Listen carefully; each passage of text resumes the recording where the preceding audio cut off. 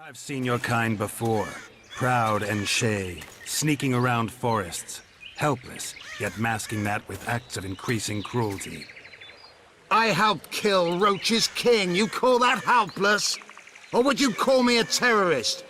No one will grant us our freedom, Witcher. We must win it for ourselves. You're just another old elf in a young elf's skin, using clever words to mask an obvious truth.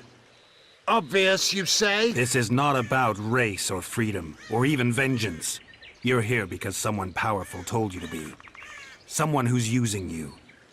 They may wear a crown, carry a magic wand, or even lead a guild. But be sure of this.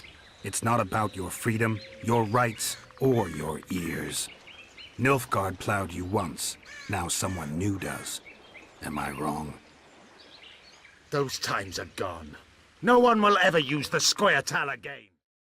So those of you who've watched my channel before will know that my favourite group in the Witch universe are the Elves. I love the Scoia'tael, I think that they stand for great things, I know they do questionable things, but in today's video, I'm going to basically cover the history of this great guild, I'm going to cover the forces and how they arrange themselves, and I'm going to cover their effect in the games. But as always, to begin with, some basic information on this guild. So, they are non-human guerrilla freedom fighters, and what this basically means is that they don't fight in a traditional sense. So the traditional sense would be that you have two armies and they fight each other. The Scoia'tael, basically they hide in trees and they catch you off guard and they try and just do as much damage as they can and they melt back into the trees and hide away. That's basically what a guerrilla soldier is. But what I mean by the freedom fighter part is that they fight for the freedom of all non-humans. Because as we know, non-humans in the Witch universe are very, very discriminated against. And you might say that, well, they're pretty bad to humans too, but they're not the ones in power, which is why they're the ones that are the freedom fighters. You know, they don't own any cities other than you could argue Doblathana, but even not really that. And it was their world before it was ours. So their forces actually mainly consist of elves. And it's strange because a lot of you will be thinking, well, there's a lot of dwarves in there's some halflings. But the main thing is that they were originally all sort of elves. And then obviously other non-humans like their cause fighting against discrimination of non-humans, so they were joined by dwarves and halflings later on. So their nickname is the Squirrels, and this is because they actually tie squirrel tails to their caps and they wear them on their clothing. It's not exactly explained why they use this, and also they were known to actually have been allied with Nilfgaard, but we'll get into all that in the history of this great guild. So to begin with, its history. The Scoia'tael was founded to fight humans. As you can see in the Witcher games and the books, a lot of humans show racism towards non-humans, and the Scoia'tael was founded as a way to fight against the discrimination that non-humans are experiencing. They were founded as they didn't want to be discriminated against anymore, and they thought that the only way to do that is to show violence. But originally it didn't begin as violence. So, originally they just protested the discrimination, but eventually it became violent as a lot of protests and organisations do. They began to burn down villages, rob and murder merchants, and kill almost any human they laid their eyes upon, for very little reason, just the fact that they were a Dwarn. Instead of attempting to reason with them, the northern kings and kingdoms decided instead just to send forces to try and kill them and flush them out. So that's a very, very basic history of the Scoia'tael. I'm going to get into what happened in the books and how everything was handled in that case, so anyway, let me get into it. So the Scoia'tael was actually allied with Nilfgaard, and they were used for special tasks. An example I can give you is the Thanid coup, as they were used on Vilgefortz's side to help make sure that he could take over the Conclave. So a question you probably have is, why would they ally with Nilfgaard? They are still humans. And the reason they did that is because Nilfgaard promised them something that no other northern kingdom could do, or at least they probably wouldn't be prepared to do it. Nilfgaard promised that under their rule, they would give the elves their own free land, or specifically non-humans their own land. And they would award them the state of Doblathana. So they fought for Nilfgaard because they wanted to have their own independent state of Doblathana. Of course, it wouldn't really be independent as it would be under the rule of Nilfgaard, but it would have their own laws and their own way the society works within their own state. So Emir eventually gave them the state and made Francesca Findabar its queen. So you can imagine this must have been great for the Scoia'tael. That's the end of it. They have their own state, they can stay there, they can leave everybody alone. Well, that's also not the case. So after the Peace of Sintra, their new elven queen condemned them and labelled them all outlaws. She actually killed a lot of the Scoia'tael commandos, and she was happy with the power she had and just sort of condemned all of them. It was, I suppose you could describe it as the ultimate betrayal of their trust. So I will get more into what happened about there a little bit later in the video, but next I want to cover their forces and how they kind of worked. So the Scoia'tael were actually divided into commandos, which contained several fighters each. So they would have the leader of the commando, then they'd have the soldiers beneath them, and that'd be how the Scoia'tael work. Each commando would have their own individual task, they'd work in their own way, but they would all follow under the commander's rules. So one of the most famous commandos of the Scoia'tael was actually the Vryhed Brigade. And you may recognise this name, as it is one of the most well-known commandos of all of the Scoia'tael, and it's also easily recognised by its silver lightning bolt symbol. So this brigade contains some of the most famous elves from the games at least, and also, I suppose you could say from the books as well. So the most notable of these elves include Isengrim, Iorveth, Yavin, and Teruviel. There are of course other notable elves, but they're the main ones that I'm sure everybody at least watching this video will recognise who may have just played the games, or read the books and played the games. So as I mentioned earlier, after the Peace of Cintra, the Scoia'tael were condemned as outlaws, and in particular the Vryhed Brigade was betrayed as well. So the Vryhed Brigade was one of the best fighters for the Nilfgaardian army, you know, at least in the Scoia'tael sort of troop. But what happened after the Peace of Cintra is they were all executed. Or at least they thought all of them were executed. Only a few managed to escape, and the people I mentioned earlier managed to escape, and I believe there were a few more, but basically all of them were killed. So you may be thinking, well, what did the Scoia'tael do after all of this? After they were betrayed, after they were condemned outlaws, what did they do? Did they try and settle back into society? Did they try and live as non-humans could?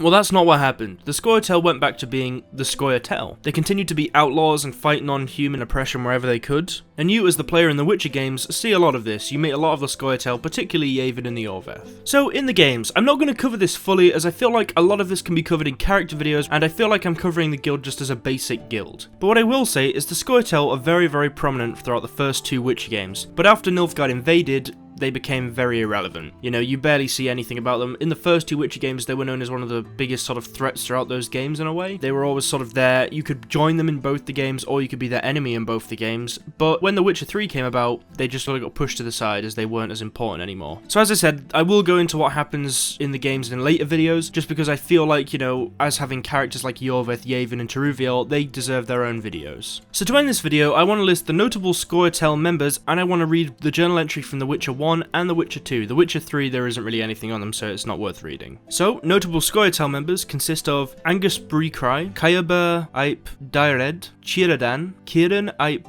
Dirba, Koiniach Dario, Iorveth, Isengrim Feolitiana, Riradane, Ekel Trigalethan, Phila Vandrel, Yavin, and Teruviel. So next, allow me to read both the journal entries from the Witcher games, as they're very interesting. They cover basically everything I've said in this video, but very briefly. The Scoia'tael are a group of elven and dwarven rebels fighting against the discrimination of non-humans. They are divided into commando groups or independent squads. Their protest against racism quickly turned violent. Scoia'tael rob merchant caravans, plunder and burn villages, and kill. Instead of finding a peaceful solution, humans sent troops to fight them. Scoia'tael means squirrel in Elven, and the name probably comes from the rebels' habit of attaching squirrel puffs to their clothing. According to the author of The Aftermath of War, the Scoia'tael are inspired by Nilfgaard and other powers. The leaders of the rebellion send their people to certain death because they are blind or manipulated. The author also claims that wars between humans and non-humans will never cease because there is too much hostility between the races. In his opinion, the elves are doomed to extinction. So next, I'm going to read the Witcher 2 journal entry, and then I'm going to go over notable Scoia'tael from that game. Scoia'tael is a name used by the rebels fighting for non-human freedom. In the common tongue, it means squirrels.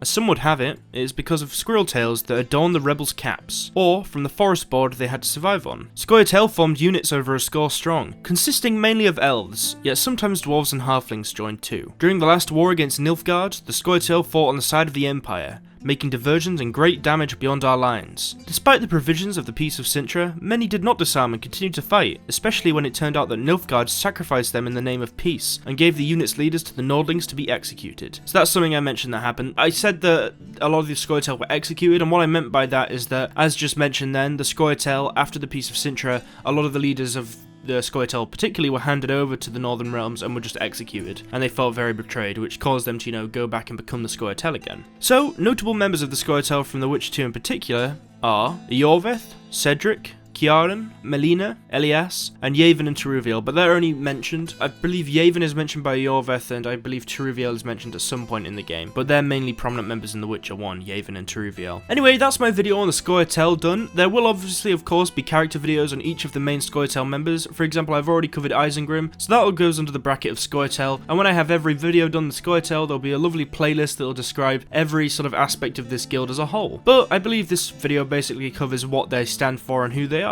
Remember, if you enjoyed the video, drop it a like, as it does help me out, and it's cool that, you know, if I've taken the time to do this, you take the time to do that, so thank you. If you liked the video and you want to say something you liked about it, or you want to have some criticism, be sure to comment it down below and I'll definitely read it and reply. Also, as I mentioned earlier, I've streamed on Twitch quite a lot recently. I actually streamed for 5 hours as I'm recording this yesterday, and I streamed Halo Reach and did the campaign, had a really cool chat with you guys. If you want to catch that stream, you can go on my Twitch, check out my videos, it'll be available for 9 days, you can watch the full thing, even look at what the chat was at the time. And of course, be sure to join the Discord if you want to meet fellow like-minded witchers. And to end the video as always, big thank you to the Patreon pledges. You guys are so cool, thank you so much for donating, you're all Grandmasters as you can see on the Discord, you're all awesome, and as I mentioned before, people that donate to me on Patreon get to know what videos are a day early, they get to see the thumbnail and get to see it in all its glory. Also, they get to help me out with ideas quite a lot. So anyway, I'll see everybody later, have an awesome week guys. Also, be sure to comment down below video suggestions and go and watch my Witcher 1 playthrough.